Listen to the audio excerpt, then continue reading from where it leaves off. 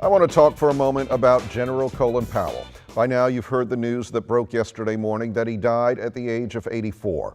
He was a remarkable man who led a remarkable life. Even though he was such a political powerhouse, helping shape America's foreign policy, often from within the Republican Party, he was one of those rare people who transcended partisanship and chose to separate himself from that. He was a person who served his country. And General Powell will always be remembered for how he served his country and for the many trails he blazed with his accomplishments, like being the Army's youngest brigadier general, the youngest and first black chairman of the Joint Chiefs, and the first black Secretary of State. Of course, it must also be noted that General Powell will be remembered for making the case to the United Nations for the war in Iraq. It was something he had misgivings about, but being the dutiful soldier, he did what his superiors asked of him.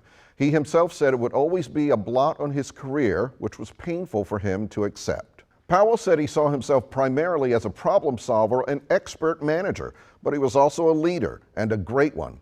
I'll remember him as a kind and classy person. When I was working at another local station in D.C. many years ago, I had the opportunity to interview him. It was certainly one of hundreds of interviews he had done. A few years later, when I moved to go work at a network in New York, I received a gift in the mail from Colin Powell. It was a copy of his book, and there was a personalized note from him to me in it, congratulating on my post to Good Morning America.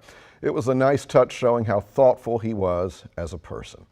We will miss you, sir, and we thank you for your service to this nation. Have a good Tuesday. We'll see you tomorrow.